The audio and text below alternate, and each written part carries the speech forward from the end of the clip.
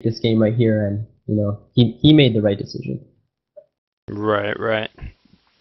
And that pretty much became that that decision pretty much won him the game. So What players are we gonna see up next, Adonis?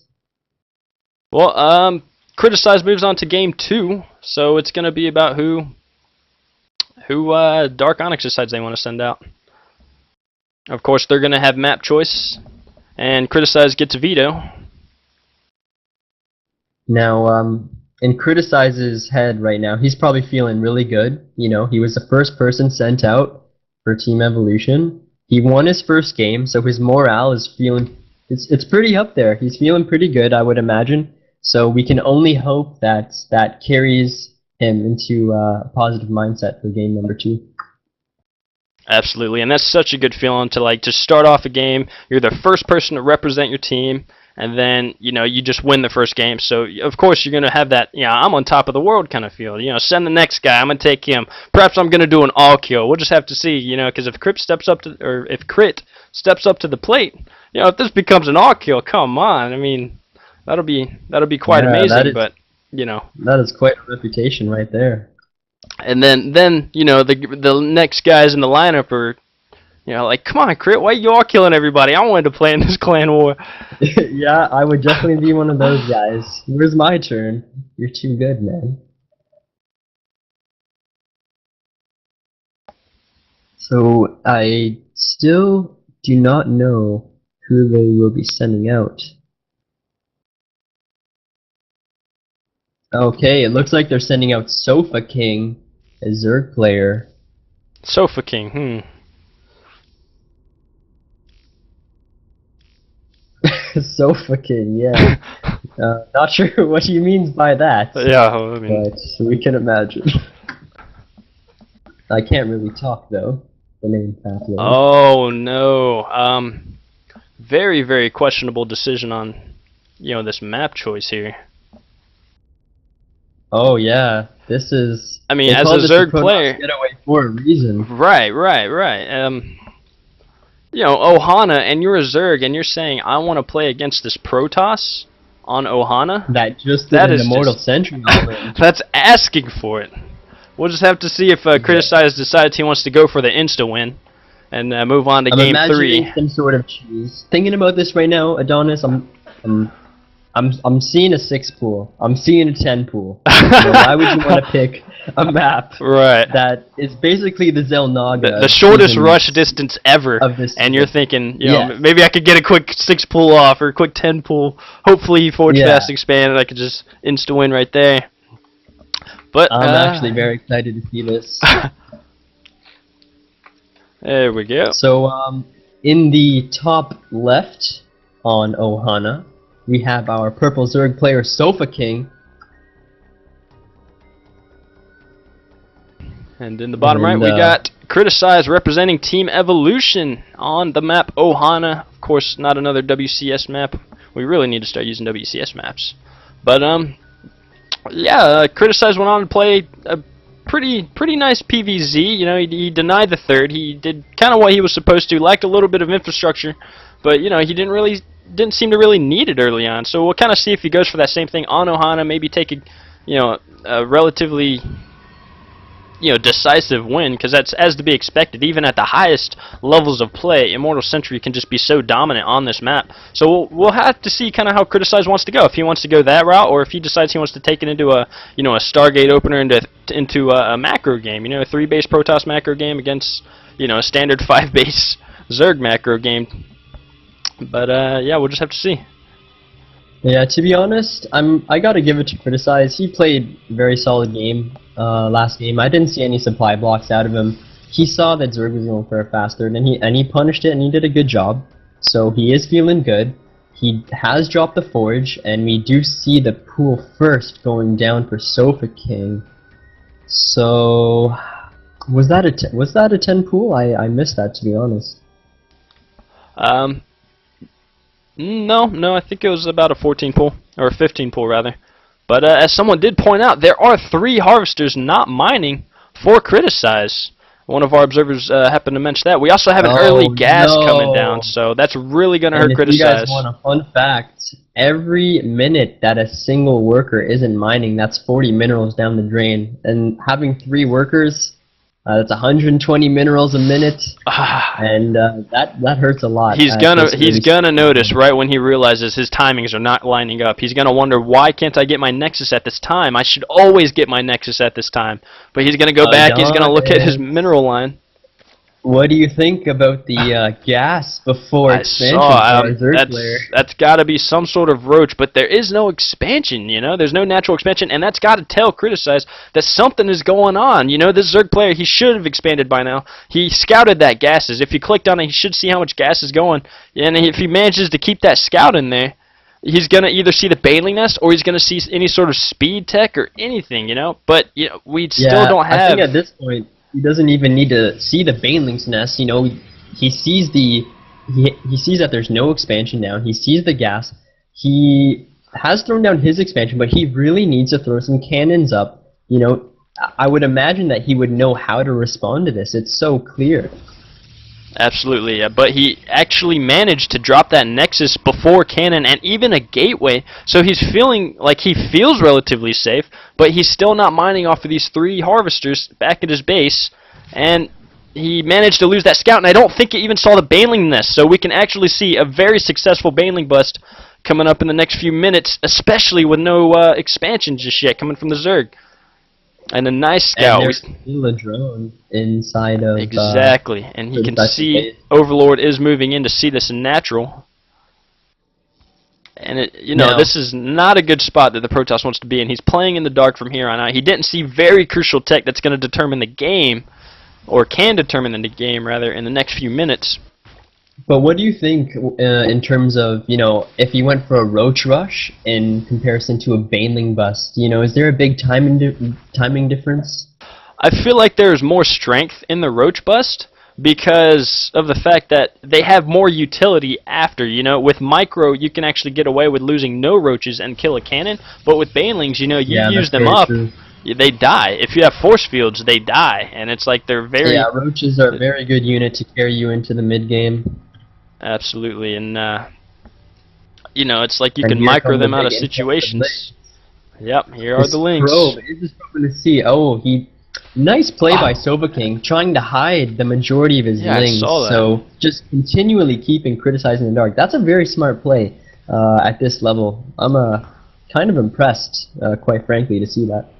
And to note, we do have this layer on the way in the main, you know, and still just harvesting off 1 gas for now, 2nd gas on the way, and off of 1 base. This is insane play. Zergs normally don't play like this, so we'll have to see how Sofa King decides to just sort of, you know, macro his way out of it. A lot of lings being produced, so he's setting up for a mid-game play off of a low drone count, but he's going to be putting on such heavy aggression, and, you know, unless... I would imagine that the layer is for Baneling speed.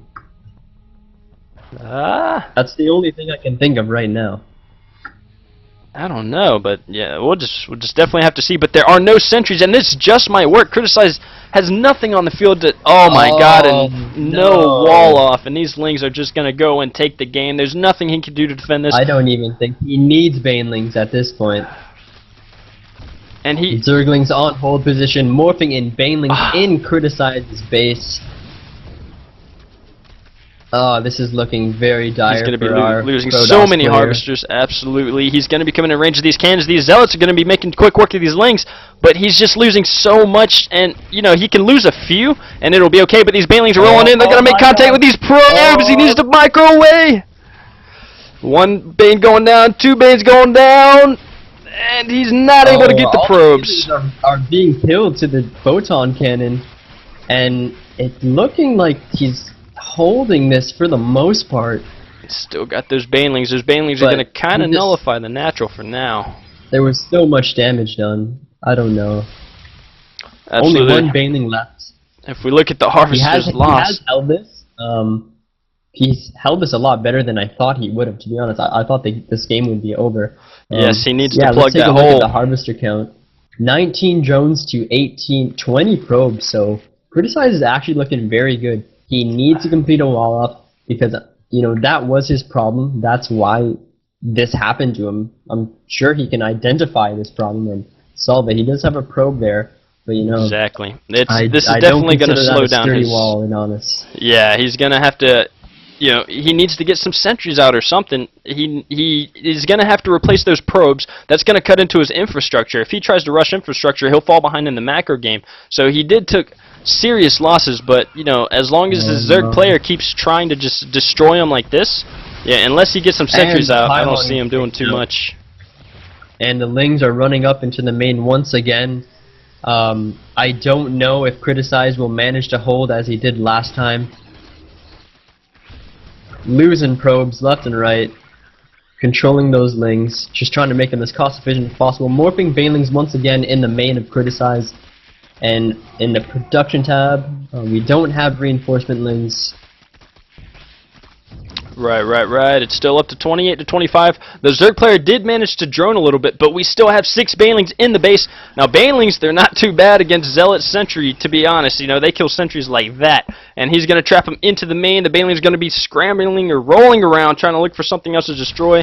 They're going to be picking up some extra probe kills. And, you know, I got to tell you, the Zerg player is in a very solid position right now, able to take his 3rd and 4th gas. No additional tech to be revealed just yet. And, you know, he's not worrying too much about creep spread, you know, but he is kind of controlling the pace of the game with the harvester counts. You know, he's managing to drone up, making the harvester count more favorable for the Zerg as of this moment.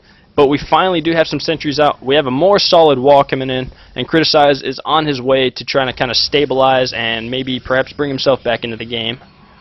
Yeah, I think Sofa King has realized that this aggression shouldn't be continued. He has started droning up at home, and in the last minute or two, the last 4 Banelings in the main of Criticize actually only took out 4 probes. So once again, Criticize holding like unbelievably. I thought this would have been over the last time that this Ling Bane rush came. So now we just have both players focusing on eco. Let's take a look at the unit counting station one more time. We have our Zerg player with 33 drones and our Protoss player with 33 probes. So our Protoss player is ahead. He's done an amazing job holding. We do have the 3rd going down for Sofa King, so you know he has decided, yes, I'm done with this aggression. It's time to get ahead and play some macro style. And the transition that we're going to see out of Criticize is yet to be determined. We do have the Robo, as you pointed out. Are we going to see Colossus? Are we going to see Twilight? Hell, are we going to see double upgrades coming out? Anything can happen at this point. Right, and you know, him having to replace those, you know, probes as he does, you can see he's still only running off of 3 gateways at the 13-minute mark. Taking such immense damage like that really slows him down. He's able to progress in tech, but you know, without the gateway unit sort of meat shield that you need, them gateway units aren't going to be that much effective, you know, to the extent that you would need them to be to fight against, you know, a Zerg of large numbers. But you know, with the Zerg player droning as heavily as he is, you know, and we also see a Spire coming down, so, you know, running off 4 gas for the last 3 or 4 minutes, this may actually catch him off guard. He may not be able to reinforce in time, depending on if the Zerg player can actually match his mineral income just right to keep a constant flow of Mutalisks. I think he'll actually just get overpowered, but he is throwing down a Twilight Council, so Blink might not be too far away, which is about the best response I think that he'll have at this point in the game. Yeah, you know, we had such a wonky, wishy-washy game for the first 10 minutes or so. So basically, we're at the 15-minute mark, but this game looks like it's at the 10-minute mark right now, you know. Both players playing pretty passively. The 3rd just finished, and it is saturated, but yeah, we're at 15 minutes, and it does look like it's 10 minutes into the game. We do have the Mutalisks popping relatively soon. The Twilight Council is done. We should see Blink, but the thing is, does Criticize know about the Spire? I'm he does. He actually right does. Now. Criticize has an observer right in the main. Spire? Oh, he does. So, you know, we should see Blink and a coming, second observer catching the mutas. Those mutas actually caught, and Criticize is on top of it. He did see it with the observer. Oh man, that was just such a clutch observer. And he sees reinforcement mutas as well. He's not going to see them all, but he sees enough. He has the stalkers at the ready. He has the cannons at his main. Very lucky pickup by Criticize. A lot of mutas, Adonis. Yeah, he might just get overpowered. I don't know about this decision to get the Twilight Council. I would have much rather invested in Blink, just chrono boost that baby out, because that will help a lot in this situation. Absolutely. He may be able to just do a roundabout attack. I see this Warp Prism managed to make it out without the mutas contained, but yeah, oh, and these sentries might get picked off, and that's going to hurt so bad. No. That's so much gas. Energy sentries, almost 4 sentries going down. I think it's about to be 4 in a yep. Yeah, there goes 4. And the pylon went down, and that actually managed to supply block, criticize, and open a hole. These Zerglings are going to get in and be able to take out the anti-air of the Protoss. And pylon going down. In the main, not doing anything. Something's got to come down here to deal with these Mutalisks, but the Lings are just flooding in. They're actually going to get a surround on all of these Stalkers, and that's game. Good game. Dark Onyx manages to take game 2, criticize and Sofa King. Very solid game from the Zerg player. Very interesting. It came from a early Bane bust into you know, he criticized, seemed to try and manage as best he could, but against Banelings, you know, how do you try and manage against Banelings? I think he managed to actually sacrifice, you know, or not sacrifice rather, but he actually managed to control it well enough to keep himself on even terms. But I think in the end it came down to the infrastructure. He just took too many losses to be able to keep up in tech, and it just seems like, you know, it did enough damage to put him behind, I think. Yeah, you brought it up, you know, how he was only sitting on 3 gates, but he has the tech. So he doesn't have any units to actually defend the tech or get the tech out. You know, you need to be able to support it. Usually the tech is the supporting units, but to be honest, when you're only sitting on 3 gates, you can't really do much. Absolutely. So, next guy we got up.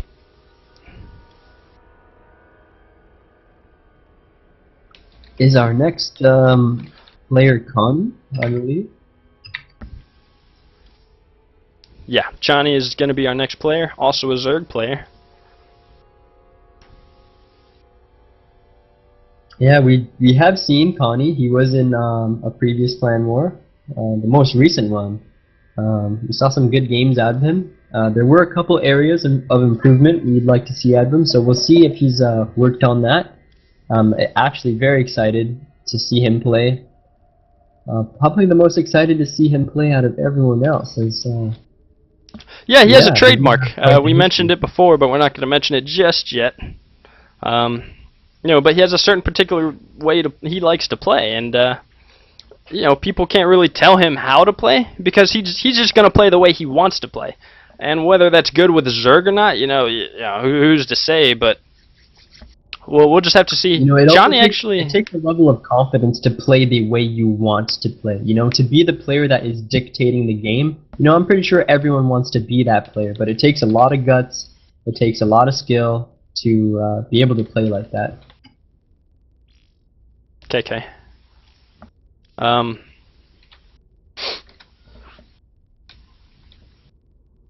Right, okay. Yep, so, you know, Chani's going to be moving on to play, God, who we just play? I just forget. Sofa King, that's right. Yeah, Sofa King. Someone was asking me to just say Sofa King Hot, a couple of times. I don't know what it means. So fucking hot. I don't know what it means. Do you know what it means? Of course I know what it means. Well, but you know, so we're gonna be seeing a ZVZ, and on the map Antigua Shipyard. So you know, there's no sort of I don't feel like there's any sort of favoritism to any race in this. Yeah, this is pretty funny to be honest. You know, Antigua Shipyard. Right. Zergs having trouble taking forts on this map. By all means, I know Zergs hate this map, so this is the most absolute balanced game we can ever see. Oh, actually, so okay, yeah. Yeah, you can't do that. I saw him switch to Terran, and I was like, whoa, what's going on here? Exactly. Yeah, that'd be kind of imba. Yeah, I don't think those are in our rules. But when it comes to ZVZ, not a matchup I'm very informative with. But, yeah, for the most part, it's very diverse. There's many strategies, you know, in Wings of Liberty that's very viable. Actually, it can be mass Roach heavy upgrade styles. It can be Roach Hydra, you know, without infestors. off of 4 gas. It could be Roach Hydra with Infestors on 6 gas. It could be Mutas into. It could be straight up Mutas. It could be Mutas into Infestor transition. You know, it's just so diverse in what, you know, you can do in ZVZ that scouting is going to become absolutely crucial for both of these players. And yeah, thinking about that now makes me think that scouting is probably the most important for this matchup out of almost any matchup. And, you know, of course, being a mirror matchup, you got to kind of pay attention to the upgrades and when the upgrades are going to hit, so that way you know if you have any sort of timing windows you can take advantage of. But to start off Game 3, we do have Sofa King, the red Zerg, spawning in the bottom left of Antigua. We also have Chani representing Team Evolution in the top right. And this is a WCS map, so we do have the supply depot preventing any sort of... Yeah. We have a WCS map going on right now. But, you know, it's gonna make it to where the Zerg can't drop 2 hatcheries at the ramp and cut the Zerg players in half. But we'll have to see where this game goes. So you do have the GLHF out of both players, and you do have some small talk. But actually, Sofa King not willing to respond to Chani's small talk. Chani is very, very sociable. That's about as good of a response you'll get out of Sofa King. Yeah, that's pretty awesome, to be honest. Can't tell if BM or friendly. You know, I think both of these players kind of realize that this is kind of forced cross-spawn, because we see both of these overlords going exactly where they need to go. There's not going to be any sort of weird close air positions or anything like that, so hopefully this will kind of prompt a sort of macro game, you know, as opposed to, you know, just a quick cheese game, because I think that's what we really want to see. And as I say that, we do have a 15 pool going down, and this is okay for in a ZVZ. That just kind of shows, you know, I'm a little bit insecure. I'm not going to do my 15 hatch first, and he's even going to do a drone scout. I think Connie's going to be ahead with this hatchery first. This is cross spawns, and you know, by the time it takes for the Lynx to actually get to Connie's base, I think he's going to be just fine, and he's going to be ahead economically with this choice. Good choice from Connie. Absolutely. 15 hatch always beats a 15 pool in economy, but there is a gas coming as well. It's slightly early, so he's going to have slightly earlier speed. Now this is, you know, it can be rather advantageous for Sofa King over here because of this large ramp. It's kind of hard to hold this large ramp, and there's a lot of space behind the natural of Chani's base that he can sort of run around and do a lot of, you know, just be really annoying with speedlings before Chani is able to adequately defend it, because Chani's speed is going to be, you know, slightly slower, but I don't know. He is getting double gas, so we'll have to see. Maybe he's doing 2 gas on each extractor. Yeah. That's kind of odd seeing the double gas, but the early pressure play definitely good on this map, like you said, because the natural is just so big. You can just whiz right in there.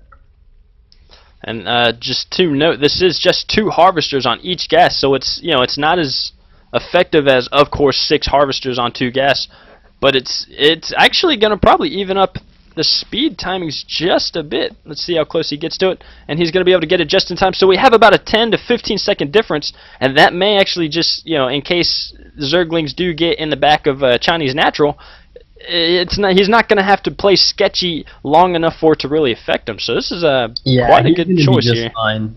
He'll be just fine by the time, you know, say the Lings start heading towards Connie's base when Sofa King's speed just kicks in. By the time they get to Connie's base, he's going to have speed himself. So he should be fine, absolutely fine. Right. But we do have a nest going down for Connie as his first choice of tech.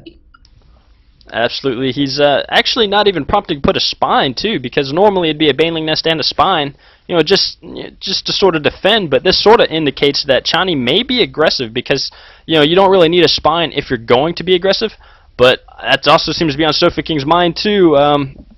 He's pulling up a whole bunch of Lings at his natural base. Chani might just come in here and see this. It depends how well Sofa King decides he's going to hide.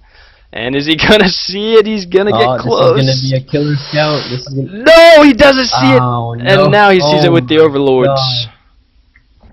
No. Yeah, he spots it with the overlords. So let's see his response. like I said, his speed is going to finish. It actually just finished right now for Connie. We have one single spine crawler going down. I think he needs to throw down a few more. This is He should have left at least one or two lings at home because, you know, with this Baneling Nest, you really need those Banes to defend against all ins like this. He's forced to pull drones. The lings were initially targeting Baneling's Nest, realizing that they should go for these drones and the queens. They're going to pick off this Baneling Nest, and this Spine Crawler isn't even going to be able to finish in time. This isn't looking good for our Gold Zerg player, Adonis. No, I don't see much Johnny can do right now, but he is about to get a Ling Pop. Is that going to be enough? He needs to be very positional with these Lings if he wants to try and stay in this game. But he did lose that Baneling Nest. I think he lost pretty much all strength of any sort of retaliation. He's lost too much. And these drones are going down. Even if he does hold this, he has no drones, he has no economy. If Sofa King were to keep sending lings, like he is doing right now, there's absolutely no way Connie's going to be able to defend this. And you know, this all came down to scouting. He couldn't tell how many things or how many units Sofa King was making, and it was too late when it hit. Absolutely, absolutely. That's basically all it is in the early game. It's scouting, you know. Because you have to know if he's using those larvae on you have to know if he's using those larvae on drones or if he's using them on lings or what have you, you know. And also scouting any sort of tech. If you see there's no Baneling Nest and no drones, you know, then that's like definitely a key thing that you have to look for if you decide you want to stay in the early game or stay alive rather. And, you know, that's why you see most Zergs making 4 lings. They'll scout with 2 lings, they'll leave 2 lings home. Because, you know, if you're on the way to your opponent's base to scout with those 2 lings, and 20 lings pass you by, you have at least those 2 lings at your base to bane up and maybe buy you enough time to sort of reinforce. Yeah, that's very true. And I can't imagine how Connie feels right now. It's something as just so subtle as a miss-scout, you know, a misread, basically. I feel like he feels a little cheated right now. He really wanted to represent, and losing to a play like that just came down to a misread. I feel bad for the guy. Absolutely, but you know, that's just one thing. You know, whether you face it anywhere, it's just always good to face that sort of play. If you face it in the ladder, you face it in Clan Wars or in any sort of tournament or online tournament, you know, you just have to know how to read it, because if that's like your major weakness, you can bet anytime anyone knows that that's your weakness, that's probably what they're going for. And a prime example would be any sort of professional player that's very macro oriented. You know, just to cheat, yeah, and you realize that their weakness is cheese. Of course, you're going to develop a pretty good cheese to try and take advantage of that. So we do have Dark Onyx taking the lead in this clan war 2-1 right now, and it looks like no, that is the wrong invite. So I believe Breitz is our next player. Slifical. Okay, Slifical.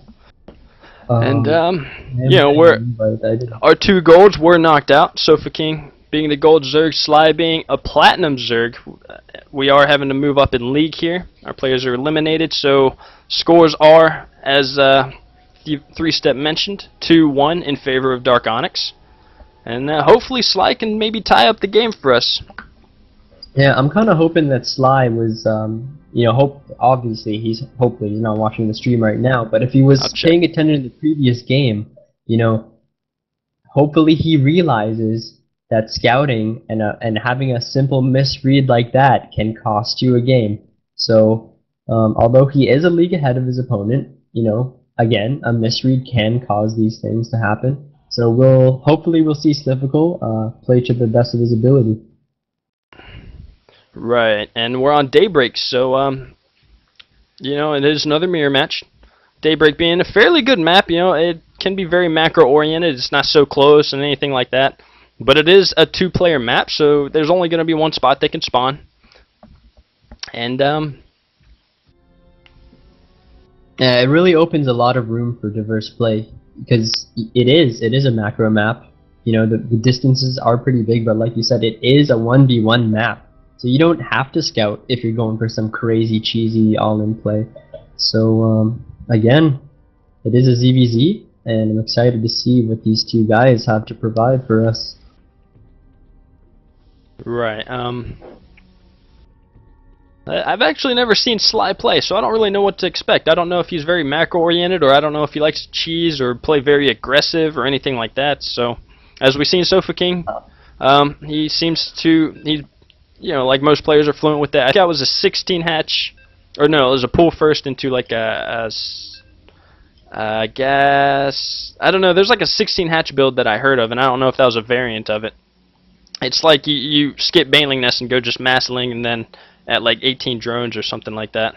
But I didn't quite see the build order, but it was a pull first. And I was wondering if that was any more efficient or less efficient. Whoa, whoa, whoa. And we do have a pause here out of Sofa King. Not sure what's going on right now. But meanwhile, we're just going to wait for these guys. Slivical, I was watching him play earlier today. He has a pretty solid playstyle. A couple things he needs to work on, some decision making, some transitioning choices. But I do not think he is a cheesy player. I don't even know if he has some sort of all-in or cheese builds to throw at his opponent. I don't even think they're in his arsenal. So I think we will try and see a macro game out of Slivical, but with Sofa King, based off of the last 2 games we've seen, we could see anything out of this guy. Interesting. Alright, now once again, the early game is going to be dictated whether it's going to be a 15 hatch or any sort of 15 pull early gas. Overlord's immediately moving across the map, trekking, and this one's kind of off. I think he's probably going straight to the natural, Sofa King is with his Overlord. And, that's actually the more safer thing to do, and that's all you really need to see early on, is that natural timing. Because if you don't see a natural when your natural is going down, you can sort of expect any sort of lings, and you're going to want to pull ASAP if you're doing a 15 hatch and 15 pull. You might want to go 14 if you don't see a natural. I believe that Overlord is heading right into that small high ground area right outside of Zelnaga. It's a pretty good spot. You're not going to get picked off early game, and you are going to be able to see a lot of what's going on. Now we got a drone scout coming out from Sofa King. And now, do you think he's a little worried by using this drone scout? I would say so, because in the last game he went 15 hatch 2, and that's more of a cautionary way of playing. But we also see Sly going for that 14 pull, 14 gas, and same thing coming out of Sofa King. But I would have to give. Right. I would have to give Sly the slight edge though, because he's not losing the mining time that Sofa King is losing, so automatically he's taking an economic advantage so early on in the game. True. That is very, very true. I would probably estimate that Sofa King's lost somewhere around 80 to 120 minerals at this point. And then he has to travel back to his base too, so probably double that in a couple minutes. We do have the spawning pool finishing for Slivical, shortly followed by Sofa King. They're both mining gas. Now we're going to see if it is for quick speed, if they're going to stop mining. Based off of last game, I'm sure they are paying attention. Slivical was paying attention in the last game. Maybe he just wants to get speed for some defensive play, and then pull the drones out, go right back into mining. But we do have the 2 natural expansions going down for both of our Zerg players. Sly's just slightly ahead. This drone scout is going to go down. And production tab, all we got is drones right now. None of these players wanting to be too aggressive. And they are pulling off. They actually both managed to go up to 8 over gas. But they are getting their speed. And, it's looking quite the mirror right now. Sly did pump out that extra set of lings, as opposed to Sofa King not pumping out lings. And I think that might actually just make up if he's going to catch up in the Harvester tab by that 1 drone. No, Sly is still slightly ahead. Now, it's going to come it looks out like the Sofa King went back to mining gas, actually. And it's funny to note that our speed timing for both players is the exact same as last game, 15 seconds. So who knows, Adonis? Maybe it's a sign.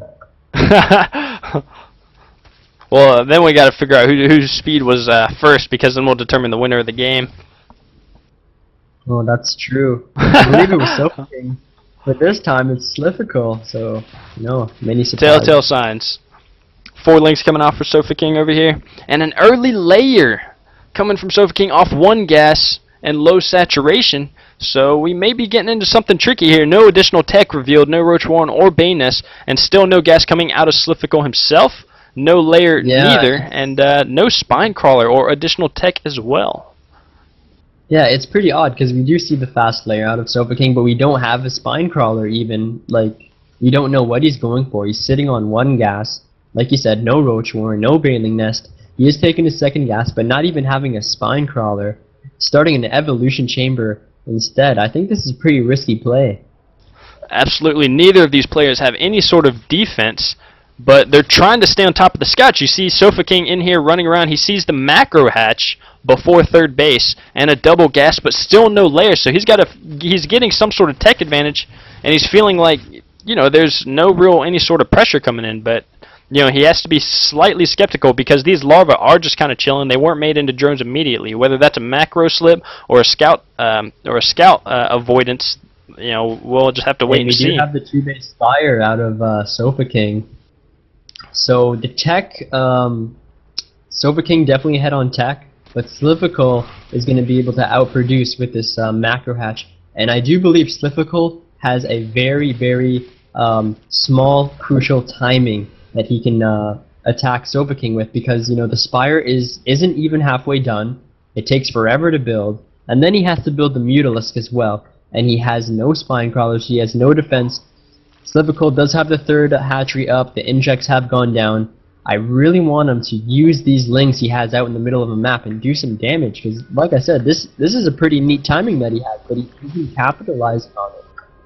Absolutely. If we look at Sofa King right here, that early layer and those early gases are really kind of hurting him in the econ game. Sly has a much better sort of offensive force, or not anymore, but he was sort of ahead in offensive forces, and he had a drone lead as well, so he may be able to just catch up in tech. He has that Roach Warren down, his layer is almost done, but that Spire is finished. Now getting the scout. Oh, and we also have a third and fourth gas and another Spire, so we're going to be seeing double upgrades with +1 lings as well. If he gets caught off guard with this can actually change the game. And you know what, I was going to say, Sofa King, I think he made a mistake in producing too many lings. You know, should be saving some larvae for his Mutalisk. But, you know, the longer this game went on, that Slifical wasn't, oh, we do have an engagement at the natural, the Roach is going to clean this up, but going back to what I was saying, he had a crucial timing. And then the longer this game goes on, you know, Slifical's on Roach tech right now. He's actually getting missile attack level 1 for ground units. The second Spire is almost done for Sofa King, and you know, when you have Mutalisks versus Roaches, who wins? Like, which units are going to win? And that's what it's going to come down to in a couple minutes. Right. And now it's very crucial that he gets an Overseer, because when you get layer, that's like one of the first things. That should be trademark of like what you should do is make an Overseer right at layers, so you can kind of go in and see his tech path. Now I don't think Sly has been able to get into the base, and we have a large pop. You know, he's going to be seeing all these lings, and what happens when you see lings? It's going to be two things. It's going to be infestors, or it's going to be Spire, and you really have to know which one. You know, and that should either prompt some sort of blind response from Sly, like maybe spore crawlers or something like that, but it needs to prompt something. He needs to realize that mass lings, you know, it means something.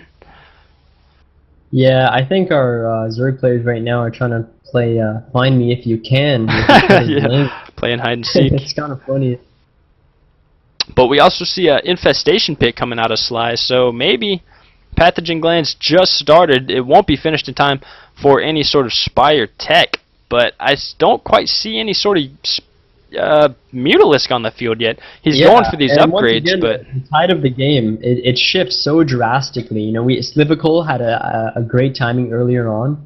He missed out on the opportunity. Then Sofa King had a great opportunity with Mutalisks against only Roach tech, and you know, we don't have any Mutalisks on the field, and Infestors are going to be out in a couple minutes. And so again, the tide once again shifts into Sliffical's favor. And let's take a look at the unit counting station. We do have 42 drones for Slifical to Sofa King's 39 drones. So it is a pretty close game, but in a minute or two, Slifical's going to take the tech advantage, and it's going to carry him. Absolutely, and we're going to have an engagement going down. Roaches in the back. Lings getting surrounded, but they don't quite have the force to deal with Lings and Roaches at the same time. If we check out the upgrades, we got Sofa King +1 advantage over the Lings, though, when it comes to melee, but the Roaches do have +1 when it comes to range, and that is actually going to be quite decisive. But these Mutalisks are out. They should be able to scare away this force at least, but it might not be enough mutas. These Roaches are going to be able to get in here and do a lot of damage, maybe even stop an upgrade. He's probably just going to force himself up the ramp. And there are so many Roaches that they're saying, I don't care about that small Mutalisk. And that upgrade won't finish. He is going to stop the upgrade. The Infestors are out, getting a fungal on the Mutalisks. These Roaches are going to get cleaned up. I can't tell if it was a cost-efficient trade, but, you know, a couple minutes ago, when Slippical was pushing out, he took his third. Great move. His third is up. He just needs to get it saturated, and we do have Hydralisks out on the field. Absolutely. He needs to be careful with these Infestors against Mutalisks. He's going to lose both of these Infestors. But not much that Sofa King can do with these Mutalisks now that Hydralisks are on the field, unless... But these Lings are going to soak up so much damage. Oh no, he loses all his Hydralisks. Smart move trying to keep the Mutalisk alive, because that is going to provide him much map control. And it should, even if he didn't drop any spores or prepare for this in any way, you know, he can actually just lose his third and not have the gas. Yeah, Liverpool was forced to make a lot of Zerglings, and there's only 2 Hydras out on the field. I don't know why Sofa King isn't trying to take this on right now. He's going to pick off this Overlord, possibly pressure the third, because there is absolutely no anti-air out for Slippical right now. And we also have a counterattack coming from Sly. It might do so much damage. We have a lot of spines in response, but Mutalisk popping at home, and there's no third base, so if this does a lot of damage, there's nowhere to retreat for these drones, and these spines are not going to finish in time. These Lings are going to do so much damage. Mutalisk finally coming back to try and clean up the force, and it might not work. It's doing plenty of damage here. And a lot of Lings getting into the main. Queen going to go down. I think he needs to prioritize something. You know, had he prioritized the hatchery, I think that would have been pretty game-breaking. We do have the spine crawlers trying to complete with the Roach force, but they're being stopped by the Mutalisk. There is once again no anti-air with this force. I can't tell who is in the lead, really. The supply differences are so close. We do have the third going up for Sofa King. We do have Slivical's third had already been up. There's only a queen there. We have no drones there. So I don't know. I'd have to give the lead to, I would say Sly is in a more advantageous position because he has more brute force units. He has these spines. They should try and, you know, unless he gets these drones out of here now, he may be able to tie up the game. But these Mutalisks in the main of Slivical, taking out Spore Crawlers, taking out one queen, possibly taking out two queens. No, he's going to pull back. He's going to take out, looks like he's going to go for the lair. Oh no, switches priority to the infestation pit. I like that a lot. Oh, fungal! He does get a fungal. He has to control his infestors or they're just going to die to the Mutalisk attacks. Oh, well he did pick off a huge number of those Mutalisks. Actually, he's going to pick off almost all the mutas. What a great map play control gone. Sofa King's map control no longer available. This third is up, almost up and running for Sly. Right now it's just a net loss. He hasn't quite mined anything off of it, but he does have to replace those drones count. If we look at the workers killed, it is 17-11. Those Mutalisks did their job. They did enough to pull Sofa King back into this game. Harvester count 36-21 of Sly. So Sly has sort of a tech advantage and an army advantage, but he doesn't quite have the economy advantage. And, you know, as he's trying to replenish, which he did just that, you know, he has a small window to where he can actually maybe create a slightly larger force and go attack. So that way, you know, we just talked about Sly being in the 20s for his drones for his drones. Now he's up at 45. Great decision by him. Just use all this current larva to pump out drones. And you know what? Those Mutalisks, he did lose all of them. But Slivical did not lose the infestation pit. That is up, and I think that's really big. That is really important. Not only is he going to be able to keep up with infestor production, but if this game continues to go to the late game, he's going to be able to get his hive. So pretty good that he didn't lose that infestation pit. Exactly right. But speaking of hive, we have Sofa King over here going to be working off 6 gas first with a hive on the way. and tying up the harvester count 51 to 51. And but at the same time, we have Sly moving out with a Roach Hydra Force, and there is no forces on the field for Sofa King, being forced to lay down 7 spine crawlers just to survive. But it is too late. He didn't scout it in time. These spines are not going to finish in time. Oh, Slivical going for the third though. I like this a lot, you know, because he knows, hey, if I can take out my opponent's third, I have a third, I'm in great shape. And that's what a lot of ZVZs come down to. You know, it comes down to whoever has that 5th and 6th gas the longest to afford those gas-heavy and cost-efficient units. Gonna get some drone kills as well here. Beautiful, killing almost all the drones except for about 2 or 3. A few mutas popping out, but you know, mutas haven't fared too well against Hydras lately. And but these spines do finish. He does manage to hold them off. I would love to see Sofa King back up and use these spines as best as he could. But he doesn't. He shouldn't be losing these Mutalists right now. He's actually managing to pick off these Hydras, and he's going to be able to hold this off. I think he should have been attacking with his Hydras. To be honest, I think he would have cleaned up the Mutalists. He could have saved his Roaches too, as well. But right. You know, slight control. As for who came out ahead, Slivical. You know, he took up the third, and he has a third of his own. And to note, these double upgrades for Sofa King over here, running 2-1 on these Mutalisk, and these ranged upgrades still 1-0. So, you know, I'm sure that's got to be beneficial in some of these engagements, at least, to sort of make it just slightly more cost efficient as opposed to being just drastically cost inefficient. You know. He's investing in something that isn't helping him right now. You know. He lost his third. He's been losing Mutalists all game. Had he kept his Mutas and managed to get a big Muta ball, then those upgrades really do some good for him. But even just a small amount of Hydralists versus some mediocre upgraded Mutalists, it's not going to turn out too well. Absolutely.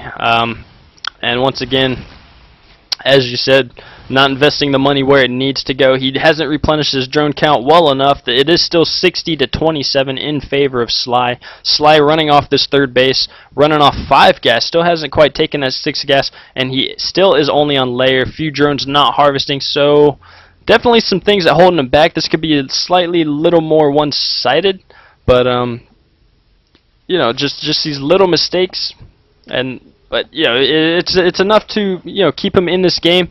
And Sofa King going to be trying to respond to this third attack as best he can with what resources he has. And I don't really see him being able to survive this. This might be the game breaker right here. He isn't going to be able to stop this force. Great decision out of Slivical to just be positioned here outside the third. Even if this battle wasn't going on, just having the mindset, I took out your third once, I'll do it again, I'm going to starve you out. And there we go, Slivical taking game number 4. Tying the series up 2-2 between Team Evolution and Dark Onyx. Absolutely, just like you said, 2-2. So Sly was able to tie it up. He, both of them played a real sketchy ZVZ, if I say so. It was like none of them got spine crawlers. They didn't open up standard veins. It was just like, okay, he's doing double spire upgrades, and he's gonna do it at 8 minutes. And with +1 Zerglings for defense. It was like, you know what? I have a build order win right now, but I'm not going to use it. Oh, I have a build order win right now, but I'm not going to use it. Oh, wait. And it was just back and forth. Right, so yeah, the just tech switching going all over the map here.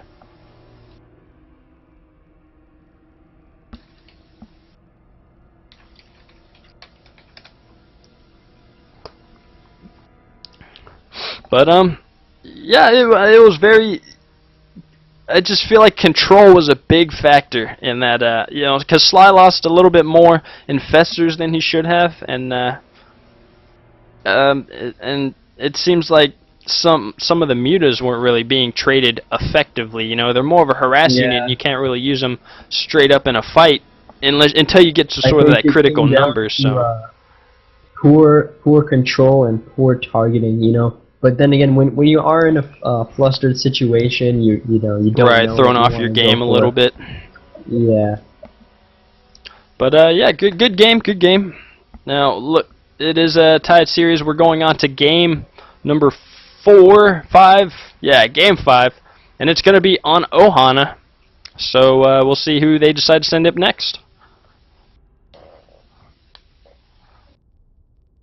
I'm surprised to not see Slivical not veto Ohana. To be honest, Yeah, I he would have vetoed liked to see Daybreak that. actually.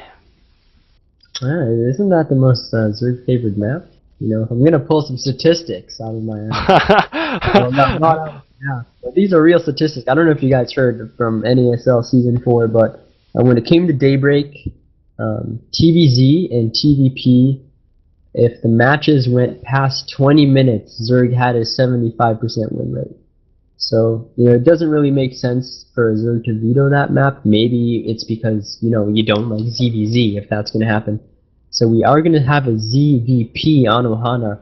And Slivical not vetoing Ohana.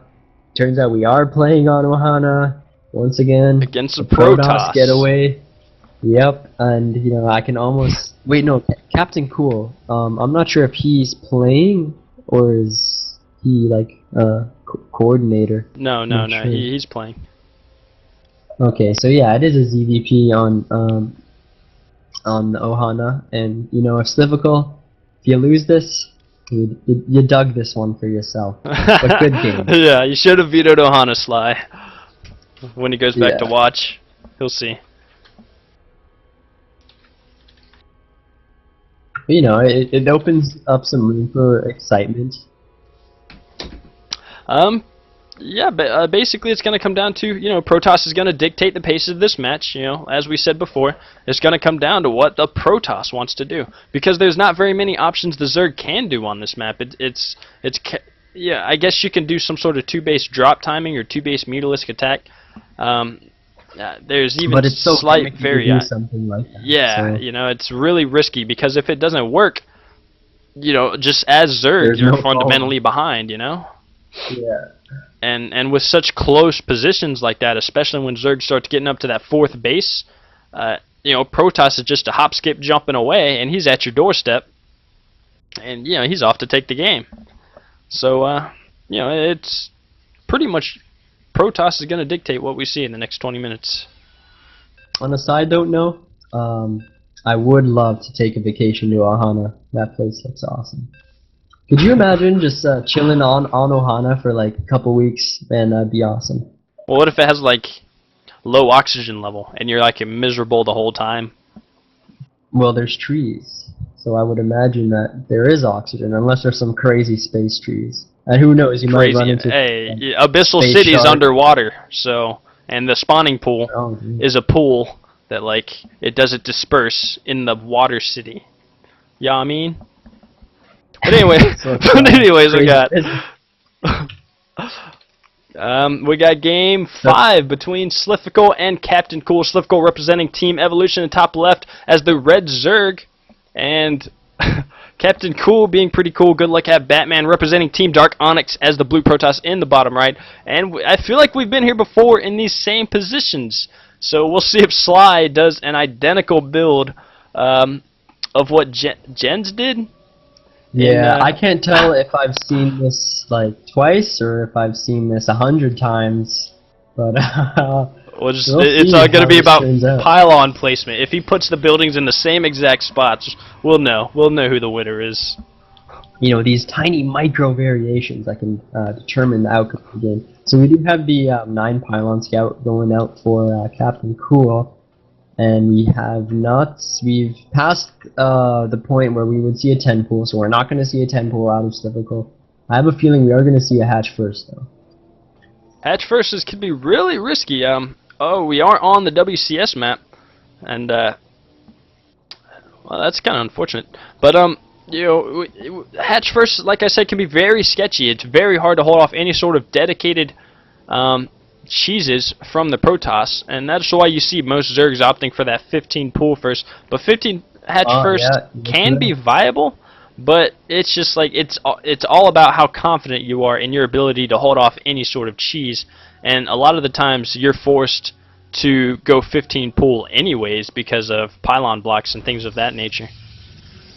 So we do have the Forge first going down for Captain Cool. And we do have his probe patrolling at the natural of Slifical, you know, just trying to be a gym class hero, denying that expansion for as long as he can. Wouldn't be surprised to see a pylon being thrown down here shortly. Let's see how this works out. Oh, but the patrol is off.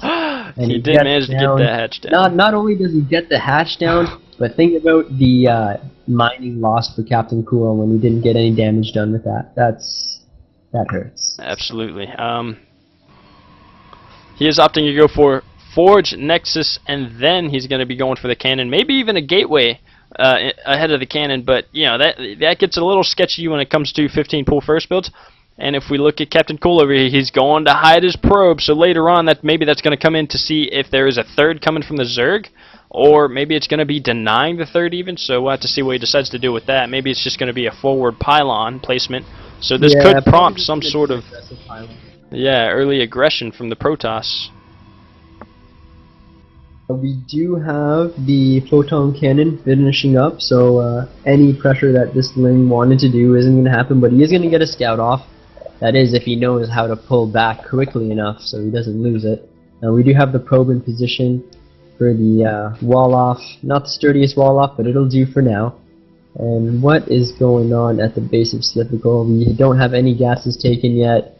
We do have the Queens in production. Back at Captain Cool's base, Nexus is almost done. No second gas. The Cybercore is about to go down. I would imagine so. Now we do have this third base coming down from Sly, and you know, for Captain Cool, we don't have quite the second gas yet. And to me, there's a build that revolves around this. It's a 7-gate zealot heavy all in. We'll just have to see if that's what he decides he's gonna do. But still no gas, still running off 1 gas for that Protoss. And you know, it's looking pretty standard on the Zergan. I would love to see him sort of like even out his saturation on his bases. He's getting kind of clustered over there in his main. And you know, just taking his third, looking very standard and very Zergy. No any additional tech just yet, and just continuing to drone heavily and get these overlords into position. He really kind of wants to see. He flew in and didn't quite see any sort of infrastructure just yet, and you know, he hasn't poked up with any lings. So you know, both of these players kind of playing slightly in the dark. I don't think this probe has seen that third just yet. So you know, we'll just have to see. This whole 7-gate timing that you brought up, we still don't see the second gas out of Captain Cool, and you know that probe near the third of Slivico. That's, you know, he is obviously planning to do some forward attack with that, and we do have 3 more gates being thrown down. Still no second gas. Absolutely, this you know, him not scouting with this forward probe. It indicates to me that he doesn't even care if there's a third or not. He's gonna do the 7-gate whether, you know, he likes it or not. 4, 5, and 6.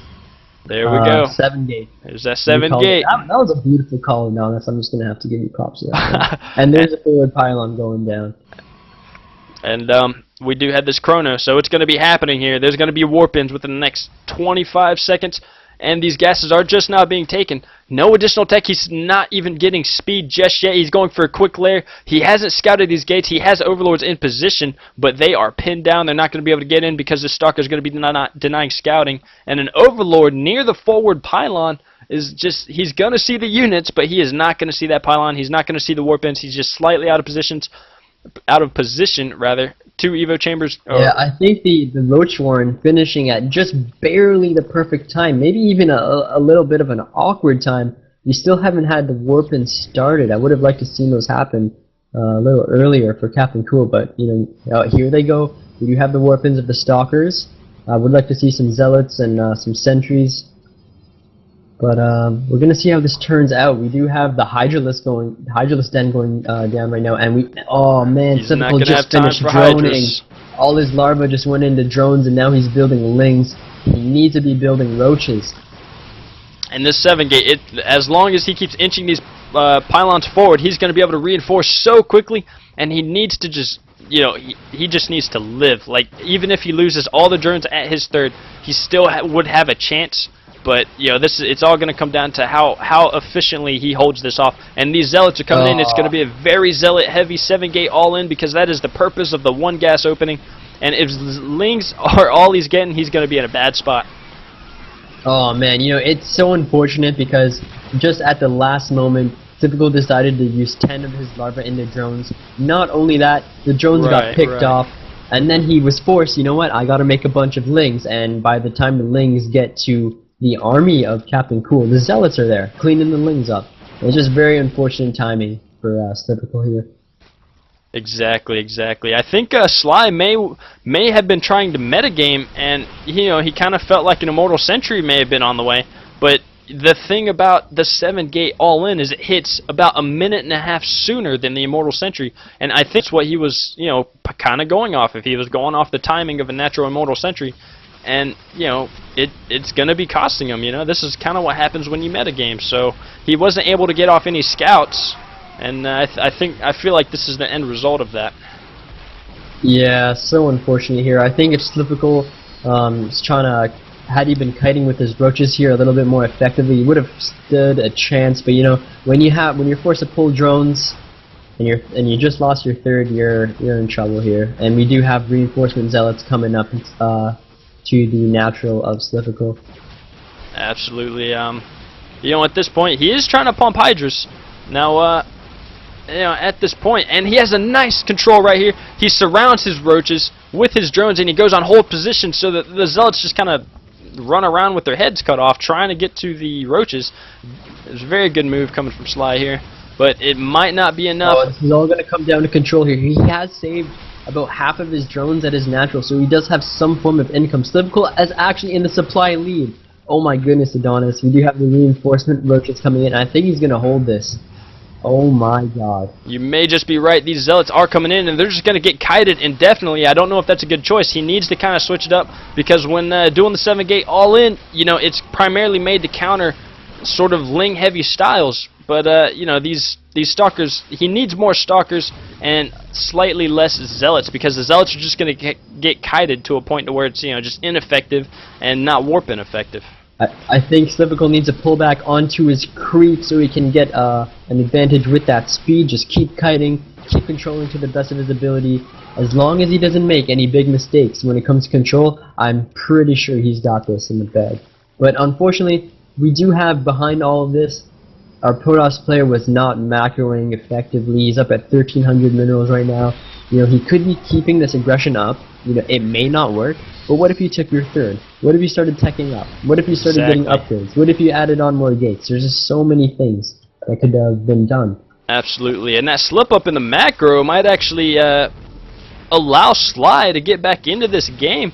He does have 1,300 minerals. Too far out of his base, though. Yeah, slide overextension can actually really cost him. It's such a tiptoe, sort of situation right now, because if Protoss moves up too forward and loses units like he's doing right now, this can actually give Sly enough leeway to come back into the game. And it's just such a tiptoe slope. Sly right now.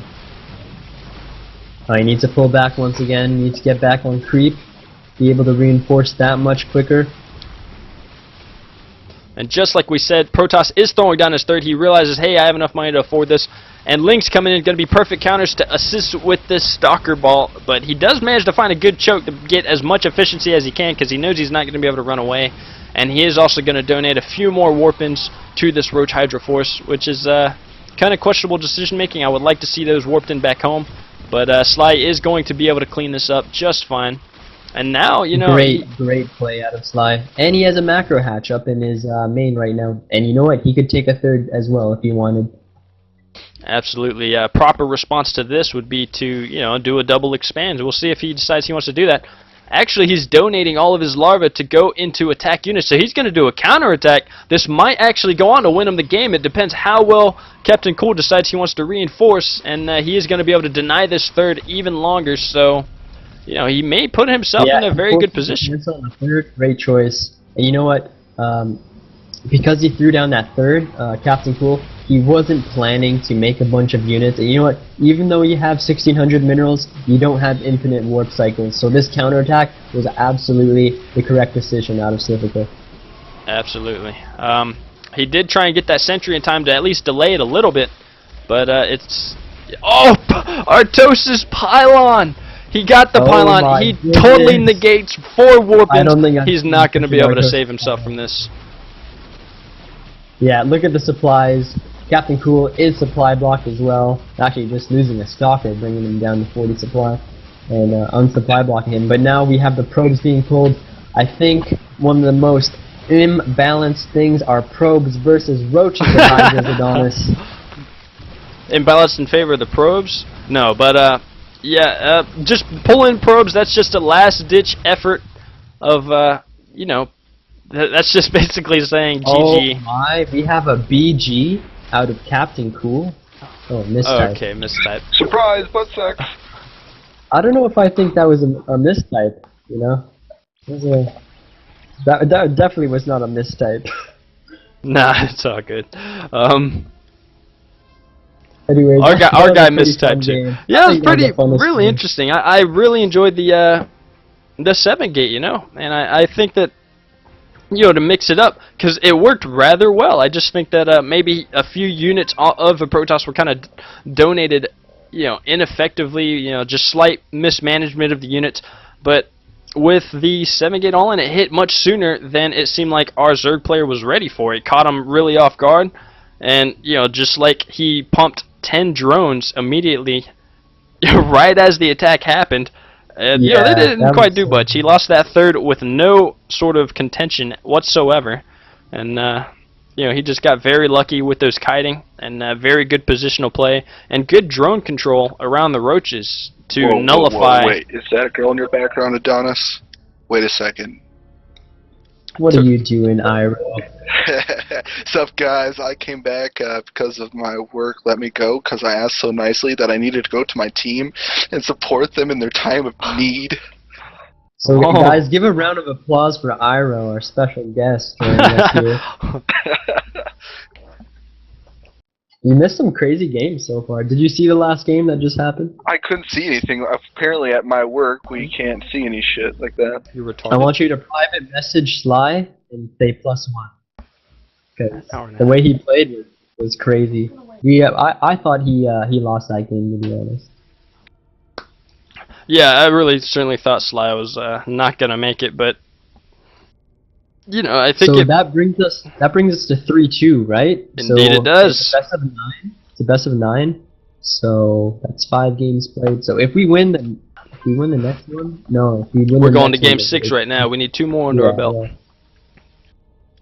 Nice. God, I'm bad. Give me an invite. I gotta start watching this with you guys here and you know, support my team.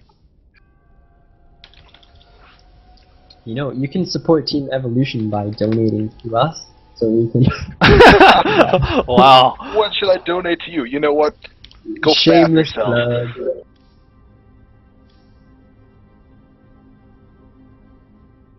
And then it gets quiet. I know how it goes. Okay. Now let's see who.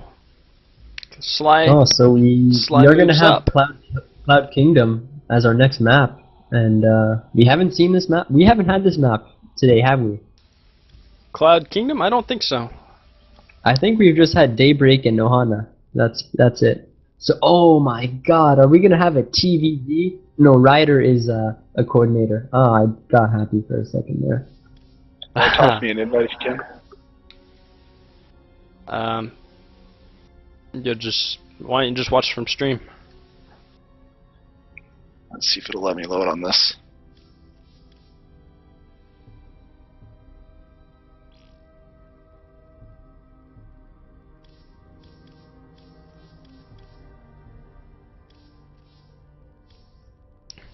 Alright, there it goes. Finally loaded. I think we're Wait, so Ryder is playing. So we are gonna have a TVZ. Awesome sauce. I can't wait to cast this. Pretty sure you can't wait to cast this either, Adonis. Yeah, Raider is actually Dark Onyx leader, so Sly actually has a chance to beat the team leader of Dark Onyx himself. So this would be very interesting. Pretty sure Sly is feeling like $1 million right now. So Sly went. Let's see. Okay, well, this is game 6. I believe it's game 6 on Cloud Kingdom between Team Evolution and Dark Onyx, and it's gonna be a ZVT. So, yeah, I mean, I like I said, I know nothing of Sly's playstyle or anything like that, and we're gonna go ahead and get this started. Raider spawning in the top right on Daybreak. Sly, the blue Zerg spawning in the bottom left. And, you know, I shouldn't have to tell you who they're representing by now, but, you know, good luck, have fun with Little Heart, and immediately Overlord on the way, and, you know, at Terran, I feel like this is a favorable map. I think someone mentioned, was that you, 3-Step, that you said past the 20-minute mark, 70% win rate for Zerg, or is that Daybreak? That was on Daybreak, but I do think that this map is a little turn favored in terms of tank placement, all these cliffs, you know, being able to target the 4th of Zerg and whatnot. Surprised to see what we're gonna see out of these guys. Well, I'm excited to see what we're gonna see. Right. Mutaplay, I would really be surprised to see Sly go into Mutaplay, because a lot of these, you know, a lot of the bases can actually be pretty easily defended with strategic turret placement. So, you know, and also the plus side can be said for Sly. I haven't seen much of mutas lately. I feel like going mutalist versus T, at least currently in Wings of Liberty, is sort of died down a bit. It was really glorified back in the earlier days. Well, definitely still a viable choice of tech, but you know, like even with the given map choice, it seems like infestors would be more favorable on this map as well anyways, just because turret placement can actually shut down a lot of mutalist harass. So we do have the pool first going down for Slifical. What? And we are going to be seeing a 1-Rax expand out of Ryder.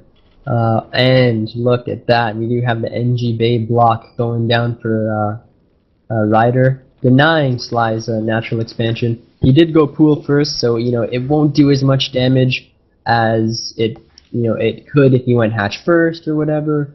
But yeah, I was actually gonna comment on that. Like, it's very fortunate that he decided to go pool first, because you know he didn't know that would happen at all. So if he would have just delayed that pool and went for an earlier, or for a 15 hatch, and instead he's going to take his 3rd, so, you know, good response, but this is actually a very, very dangerous response. And automatically we see a bunker going for the 3rd. Look at that. That is Gosu. I just got to say, like, that was a brilliant play. So, aside from the bunker going down, let's not talk about the bunker going down right now. If he takes the expansion at this 3rd in response to the NG Bay block, that means he is planning to take fast 3 bases, correct? Right. Because holding that 3rd, you know, with just slow lings and slow queens and stuff like that, it's very, very hard. So, you know, if he's decided to go for this fat. Oh my God, this bunker's gonna finish, and here goes the Marine. This 3rd is definitely threatened. Now, our Zerg player is on 1 base, and he's gonna be on 1 base for the next minute and a half.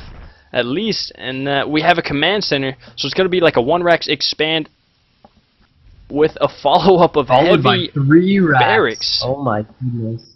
But you know, I think he can get away with this. You know, normally you want to open up reactor Hellions because you want to get that pressure out as early as possible, but when you NG Bay block the natural, and then you bunker the 3rd, and you force a cancel on that, you know, you've put the Zerg behind so much that you can get away with getting 5 racks. Like, you know, you're able to do that. Exactly. And you do see the double gas going down right now. So I think this follow-up push by Ryder is going to be just so powerful in terms of what he's done to Slifical so far in this game. Right, these any second now these barracks are going to be done, going to be pumping out, probably stay naked for a little while and pump out a lot of Marines and do additional pressure to prevent as much droning as possible. As you see, Sly is being forced to drone up on just 1 base right now, getting ready for a transfer, and oversaturating as much as he can, getting just a single gas. And, you know, I think Raider knows that the key to beating Zerg is just preventing their drones, you know? They can't really build defensive units early on if they're just trying to saturate to keep up in the mid to late game. And, you know, this actually goes to show that Raider has a pretty solid handle on his TVZ right now. I'm interested to see where it's going to go. He really does. Noting, you know, he had 2 SCVs planning to go for double gas. And then I think he realized that, you know, if I'm going to keep bare on these barracks and just keep flooding units, I'm only going to need 1 gas, you know, slowly stockpile that up, drop down to Tech Lab, start stim, get a factory. But here we go with, and he's bringing SCVs too, but the Overlord does see it, We're going to see how Slivical responds to this, dropping a spine crawler at his natural, but this third is definitely in jeopardy. Absolutely, we have an additional gas going on, but he may want to delay on that gas, and he needs to start pumping lings to deal with this. That one spine crawler is not going to be enough, and you do have roaches in response, and yes, he did cancel the third once again. I think that is the correct decision. Yeah, I think that is the correct decision. He isn't going to be able to those hold minerals. This. Yeah. Oh, he went straight to roach. He's actually going to be able to hold this off just fine. These roaches are going to be a very effective response. Plus macro hatch in the main, he's definitely going to be able to produce enough to hold this back. In fact, he's already pushed the Marines back with just a few roaches. And with the efficiency of these roaches, oh, he's being caught out of position a little bit. He needs to back up. But the numbers aren't in favor of Slivical right now. He missed micro. Should have been supporting those roaches. Right, he needs to pull back. He did slightly pull ahead in econ. He still slightly is, but you know, with the efficiency of these roaches, he really can't be afforded to get caught off guard right now, especially with the heavy damage he took from delaying that third. And a little bit of missed micro coming from Raider.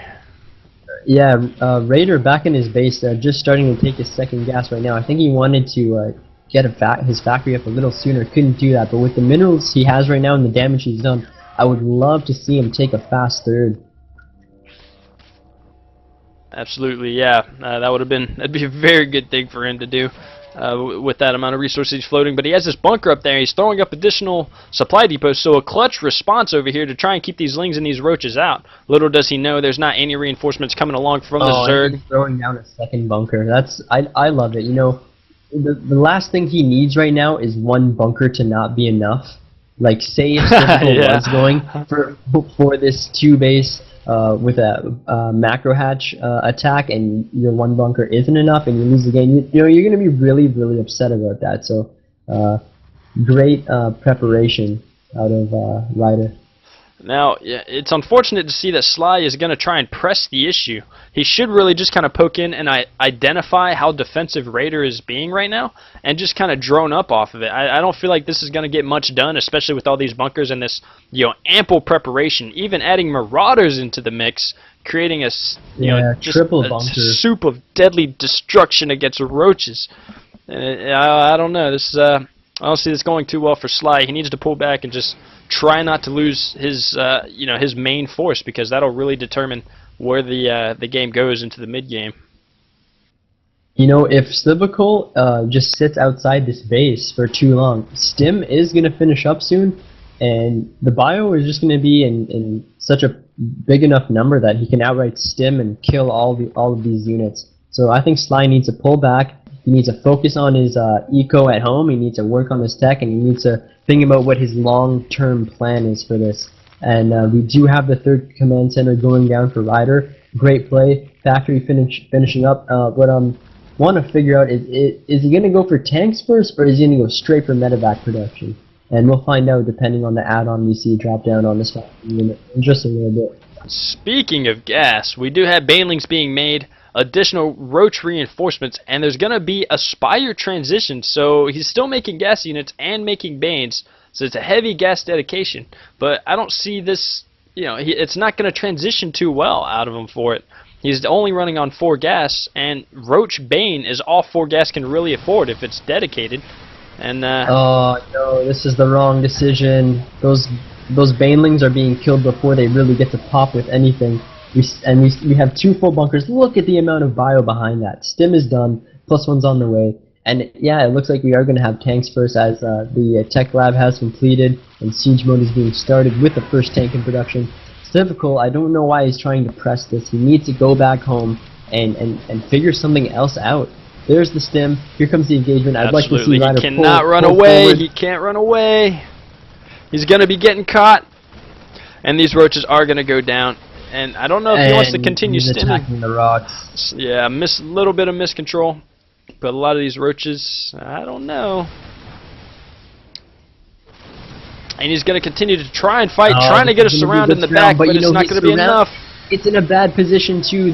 Right in a choke. At the backside of Ryder's army, he's in a choke. That was not cost effective at all. However, this army is slowly being overstimmed. There isn't even a starport being built yet. And, you know, if there's one thing that can get Slivical the upper hand, it's a mistake like that. They're continuing to overstim without medevac support. Absolutely. Sly does have that third up, but he is lacking in the drone count. He's actually behind by 4 harvesters. In the meantime, Raider is moving into the spine, getting shut down a little bit by these roaches. That stem, as you mentioned, is actually affording Sly enough firepower to actually destroy these marauders. He needs to get out of there, actually managing to bring some SCVs, sieging up right outside. This tank fire, though. Oh no, pull your units back, Slivical.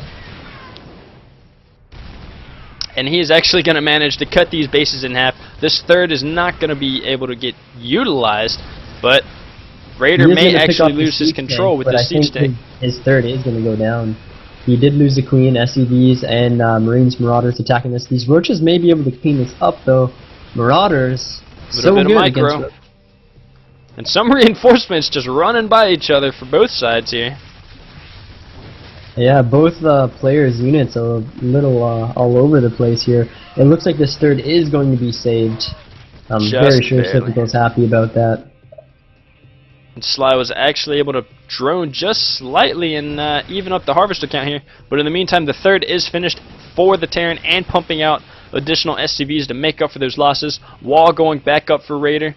And any sort of tech switch, no starport just yet, but there are turrets up, so he did anticipate or scan, I didn't quite catch it, that Mutalisk will be coming into play. We have no tanks on the field, and we don't even have a starport. We still don't have a single starport in production, and we do have banelings being morphed in. We do have 2 bunkers, only 1 is filled right now. Depending on how extreme this baneling bust is going to be, it just... I don't know how this game is going to turn out. We finally have the starport going down. No other production structure has started a reactor for it, so that's going to be even more delayed. The third hasn't been floated over to its mining location. And, you know, we thought Ryder was ahead, but slowly and surely Slivical is starting to pull ahead. But if you waste these units, he's going to be in trouble once again. Absolutely. Well, there is +1 with these Marauders and these Marines. These Banes just might connect with these SCVs. So much damage. And another bunker does go down, but, you know, that was a lot of Harvesters 3-step. That was 32 Harvesters killed for Sly. And that is the exact number he has left right now compared to the 45 drones of Slivical. I think what Slivical needs to do right now is drone up after an attack like that, maybe take a base. He doesn't have very many minerals though, because that attack, as much damage as it did, it was a big investment, and had that not gone that way, he'd be in a lot of trouble. Absolutely. If we're looking at the resources lost tab, as you mentioned, he is behind it by about 800 resources. So this game, I feel like it's everyone's game right now. The third base for the Terran is down. He is starting to meal it, but it might get caught with these roaches rallying to the third base of the Terran, going to be forcing a liftoff, because I don't know if the Terran's going to try and save it or not. Yep, he's on the way. He's going to try and save it, but I don't know if these roaches are going to be enough. He needs to relocate that siege tank. Mules are being destroyed, SCVs, and he did force a lift, so finally we have a starport on the way. How much damage something like that actually did. You know, a lot of people would look at that, yeah, he forced the lift, you know, he denied some mining, but there were 4 mules there. 4 fresh mules. That is a lot of minerals lost. And just something as a simple roach pressure like that, how much minerals is that? That's something on the lines of 1,600 minerals lost. Ryder really needs those minerals right now. And as you say that, we have Corruptors, and don't know why Corruptors, but we do have Mutalisks on the field. And, you know, if he turreted up quite heavily at his main, but his natural is exposed, probably because the Marines are there. But if the Muta count gets high enough, if he's being forced to pump Marauders to deal with the roaches and, you know, sort of slack off on the Marines a little bit, he might not have adequate anti-air. Yeah, it'll come down to control for that battle, you know. Having only a few Marines, but having high Marauders and getting into a battle with Mutalisks, it's going to come down to target fire. And I do believe that target firing Marines is pretty difficult for small little guys. Oh. So we do have the third being lifted once again and forcing a big stim. Just going to waste this medevac energy as there's only 2 on the field. The Mutalisk moving into the natural and exposed. He pulled him out of position at the third base there. Oh, I love this play by Slifical. He's picking off SCVs. SCVs are starting to clump up. They're being pulled away from the mineral line. Target firing the orbital. Actually deciding to go out there picking off reactors. I love this. Terran is actually winning in the ground battle, though. Because those Mutalisks aren't going to be able to fight in a straight-up fight, so Raider realizes he needs to push forward and he needs to even this game on the ground. And I think that's exactly what's going to happen. I see Sly losing this base. It's already half weak from a previous engagement. But back at home base, the add-ons are being... Actually, there's no production coming out of these barracks, rather. And this looks like it's going to be an all-in from Raider. Yeah, this has turned into a base race scenario. In a situation like this, it's so hard to tell because, yeah, Ryder isn't going to be able to get Vikings out or anything to deal with Mutalisks because all of his units are just going to be attacking Slifical's base. Meanwhile, we do have turrets in the base of Ryder, so his Mutalisk count, if he's going for this base race, he's going to dwindle. We do have the Marines popping out doing some minimal damage to these Mutalisks, but there's just such a big number of them that once you're caught in the production of Terran, you know, it doesn't really matter. And actually, he approaches back at the base of Slifical, doing substantial damage. Here comes the Bailings rolling in. Oh my, can we get some good connections off? Oh, he actually cleans everything up. It'll be just enough to clean it up.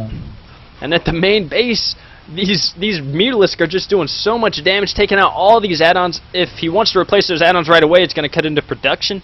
But once again, it's going to force another move out. No, he's being a little skeptical. But there are turrets up.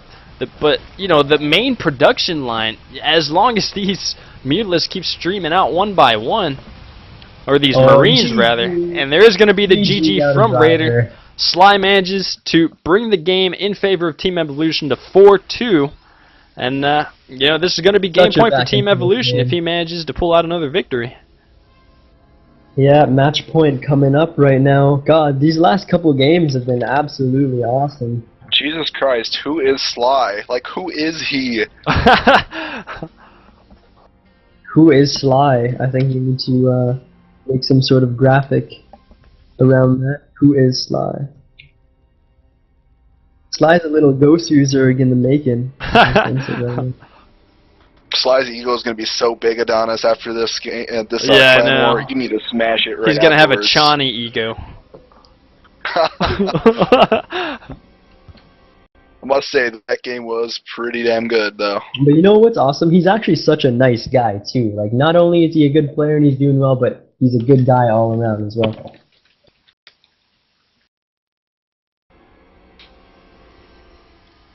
4-2, match point coming up next. Don't know as of yet who Dark Onyx is going to be sending out, but I'm definitely looking forward to it.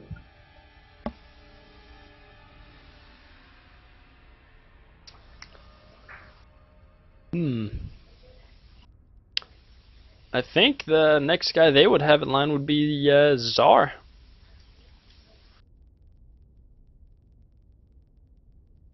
But yeah, I really thought Sly was in a very tight spot. You know, he got denied his natural, he got denied his third, but he did a sort of counterattack, but it was really delayed, so it was very sketchy. It seems like, you know, he was committing so many resources to that sort of pressure at the Terran natural, and I'm wondering if it was worth it. You know, forcing all those supply depots early on and forcing all those bunkers, and maybe he was trying to force a heavy Marauder switch so that way he could use the Mutalisks to his advantage. I mean, I'd like to know his thought process behind that.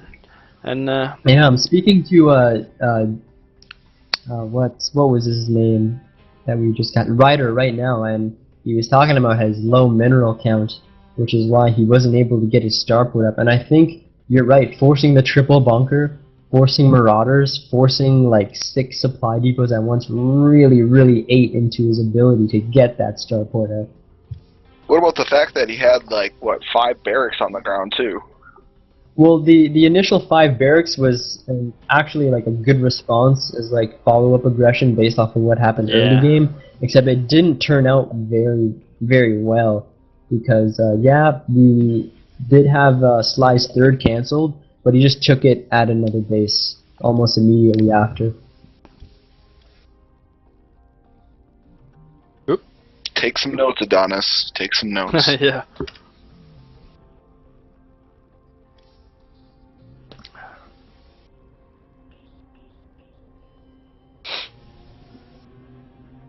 Now,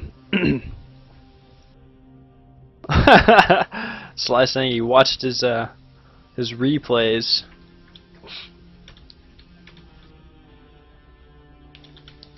And it's things like that, you know, this player from Team Evolution